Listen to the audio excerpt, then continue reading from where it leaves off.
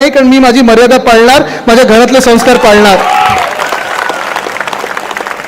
भले ते उद्धव साहेबांवर कितीही काही 20 वर्ष बोलत आले असतील, आपला पक्ष जेव्हा फोडला, जेव्हा वंदनीय हिंदू सम्राट बाळासाहेब ठाकरेंना दुःख दिलं, पक्ष फोडला, तेव्हापासून उद्धव साहेबांवरची टीका केली, आपल्याला पाडण्याचं सगळीकडे काम करण्याचा प्रयत्न केला, तसं मी कधीही बोलणार नाही, कारण माझ्या घरातले जे संस्कार आहेत ते मी पाळणार आणि माझ्या मर्यादेचं पालन करणार.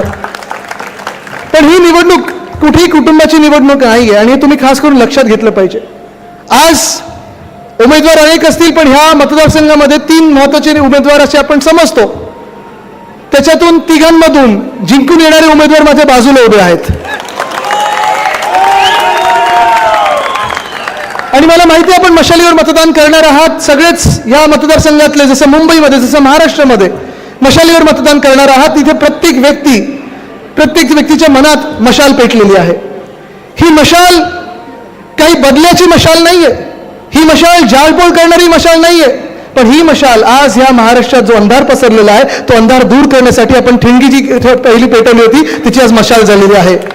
हीच मशाल माझ्या आजोबांनी, म्हणजे शिवसेना प्रमुखांनी, म्हणजेच वंदनीय हिंदू सम्राट बाळासाहेब ठाकरेंनी 80च्या दशकात घेतलेली मशाल होती, आणि हीच मशाल आहे जी प्रत्येक घरातली चूल पेटवणार आहे. ती ही मशाल आहे. ही निवडणूक फक्त काही हे विरुद्ध ते विरुद्ध ते अशी नाहीये. आज आपण पाहतोय या महाराष्ट्रामध्ये असेल, या मुंबईत असेल, आपल्याला साधारणपणे 2 पर्याय उभे आहेत.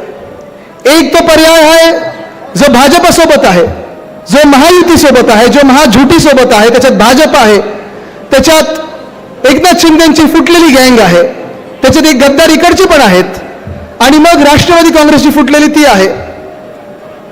एक अजून पक्ष आहे ज्यांनी देवेंद्र फडणवीसांना पाठिंबा दिला होता, पण आज देवेंद्र फडणवीस बोलले आमच्यामध्ये यांना स्थान नाहीये. माहिती ना कुठचं? बिनशर्त शर्ट काढून नाही.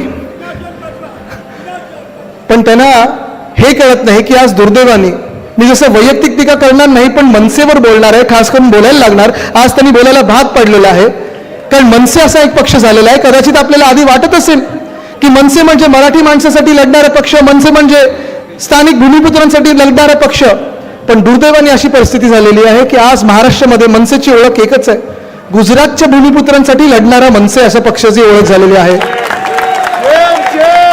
आणि ह्याचं कारण एकच सांगतो, उद्या पाहिजे तर त्यांना कुठेही विचारा, तुम्ही अडवून रस्त्यात विचारा, कारण रस्त्यात चालतात ते, आपण काही चालत नाही, आपण पोहोच जातो रस्त्यातून असं वाटतं. विचारा नक्की की ज्या मोदी साहेबांना लोकसभेमध्ये मनसेनी बिनशर्त पाठिंबा दिला होता, हेच ते मोदी साहेब आहेत ज्यांनी वंदनीय हिंदू सम्राट बाळासाहेब ठाकरेंची शिवसेना पक्षाला फोडण्याचा पाप केलेला आहे. ज्या मोदी साहेबांना त्यांनी पाठिंबा बिनशर्त दिला होता, हेच ते मोदी साहेब आहेत ज्यांच्या भाजपाने उद्धव बाळासाहेब ठाकरे या व्यक्तीला मुख्यमंत्री पदावरनं उतरायला भाग पाडलं. हेच ते मोदी साहेब आहेत ज्यांना बिनशर्त पाठिंबा मनसेने दिला होता. आपलं सरकार पाडल्यानंतर, इथे 40 चोराला पळवल्यानंतर ह्याच महाराष्ट्रातून वेदांता फॉक्सकॉन 2.25 लाख कोटीची गुंतवणूक नेली होती गुजरातला. हेच ते मोदी साहेब आहेत ज्यांना बिनशर्त पाठिंबा ज्यांना दिला मनसेनी. त्याच मोदी साहेबांनी परवाकडेच वडोदऱ्यामध्ये रोड शो काढला. का तर इकडून महाराष्ट्रातून उचलून एअरबस टाटाचा प्रकल्प बघा कसा आणला गुजरातमध्ये, म्हणजे मनसेचा पाठिंबा या गुजरातला जाणाऱ्या रोजगाराला आहे. हेच ते मोदी साहेब आहेत ज्यांना मनसेने बिनशर्त पाठिंबा दिला होता. हीच ती भाजप आहे ज्यांनी बल्क ड्रग पार्क असेल, मेडिकल डिव्हाइस पार्क असेल, सोलर एनर्जी इक्विपमेंट पार्क असेल, आर्थिक केंद्र असेल, अनेक गोष्टी ह्या मुंबईतून असेल, महाराष्ट्रातून असेल, नेल्या गुजरातला. काय मनसेचा ह्या सगळ्या इथून गुजरातला नेण्यासाठी पाठिंबा आहे?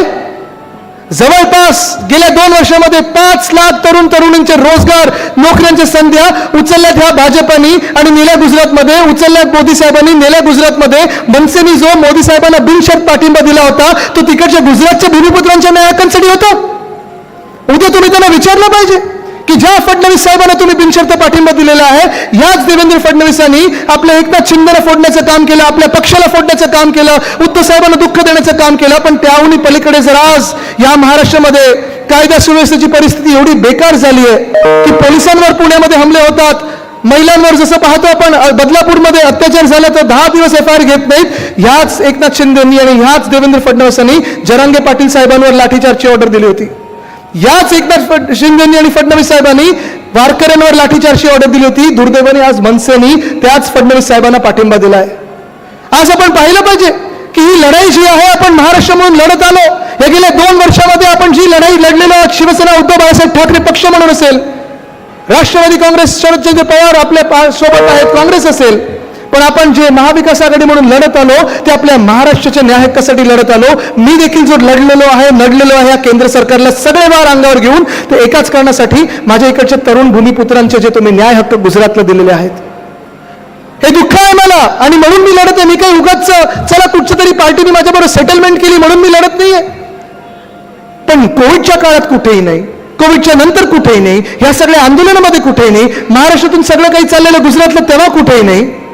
आज उठलेले आहेत 2-3 महिने आधी निवडणुकीच्या आणि सगळीकडे प्रचाराला सुरुवात केलेली आहे. मी आज त्या माणसाला विचारत आहे, गेल्या 5 वर्षात तुम्ही गल्ली बोळात दिसलात का नाहीत?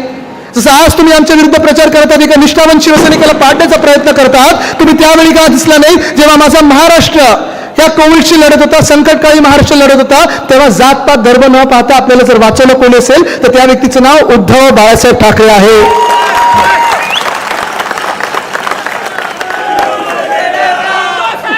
फक्त तेवढंच नाही तर कोविडचा काळ चालू असताना, अर्थचक्र बंद पडलं असताना, जागतिक अर्थचक्र बंद पडलं असताना आपल्या महाराष्ट्रामध्ये 6.5 लाख कोटीची जर गुंतवणूक कोणी आणली असेल त्या व्यक्तीचं नाव उद्धव बाळासाहेब ठाकरे आहे. या महाराष्ट्रात कोळीवाड्यांचं सीमांकन कोणी सुरू केलं असेल आणि स्थगिती ह्या भाजपने दिली, पण सीमांकन आपण सुरू केलं आणि आज आपण पाहतोय हेच ते कोळीवाडे आहेत. मग माहीमचं असेल, वरळीचं असेल, बदवर पार्कचं असेल, आता वर्सोवात जिथे होतो तिकडचं असेल, धारावीतलं असेल, शिवडीतलं असेल, महाराष्ट्रात 7 जिल्ह्यात कोळीवाडे आणि गावठाणं आहेत. पण हे सगळं एकनाथ शिंदेना आणि भाजपला, ज्या भाजपला मनसेनी पाठिंबा दिलाय त्याच भाजपानी कोळीवाड्यांना आता क्लस्टर डेव्हलपमेंटमध्ये आणण्याचा निर्णय घेतलाय. विशाखाताई, तुम्ही एकदा तरी पाहिले का की भाजपचा कोणी आमदार, मिंदी गटातला आमदार किंवा मनसेमधला कोणी यांनी या ड्राफ्ट हाऊसिंग पॉलिसीला विरोध केला? मी त्यांना सांगितलेलं आहे, कोळीवाड्याला हात लावतो याद राखा, आम्ही आमचं सरकार बनल्यानंतर पहिल्या दिवशी त्या ड्राफ्ट हाऊसिंग पॉलिसीची होळी काढू. कारण जसं तुम्ही अदानीच्या घशात मुंबई टाकत आहात तसं तुम्ही कोळीवाडे देखील अदानीच्या घशात टाकायला निघालेले आहात. आम्ही शिवसेना म्हणून लढणार आणि जिंकणार तुमच्या विरुद्ध. आमच्या मुंबईला आणि महाराष्ट्राला तुम्हाला हात लावू देणार नाही. ही लढाई काय फक्त शिवसेना पक्षाच्या अस्तित्वाची नाही आहे, ना आमच्या ठाकरे परिवाराच्या अस्तित्वाची, ना राष्ट्रवादी काँग्रेसच्या अस्तित्वाची आहे. ही लढाई आपला महाराष्ट्र म्हणून ओळखलं जाणार की भाजपमुळे, मनसेमुळे आणि एकनाथ शिंदेच्या चिंदी चोरांमुळे अदानी राष्ट्र होणार की गुजराष्ट्र होणार, ही ती लढाई आहे. राहिली गोष्ट मिंदेंच्या गद्दारांची, मला वाटतं मागच्याच वेळी आपली दुसरीकडे सभा चालली होती तेव्हा विशाखाताईंनी सांगितलंच गद्दाराचे कुठे कुठे प्रॉपर्टी आहेत. कुठे 5,000 रुपये जाऊन मागतात, कुठे 10,000 रुपये जाऊन मागतात. मी त्यांना एकदाच सांगितलं आणि मी माझ्या शब्दाला पक्का आहे. बाकी काही नाही, चला माझा पक्ष फोडलात, तुम्ही तिथे चोरी करून पळालात, खोके खाल्ले असतील, धोके खाल्ले असतील, मला काही, मी आता ते बघायला पण तयार नाहीये. तुम्ही ज्या प्रकारे गणपती बाप्पाच्या निवडणुकीत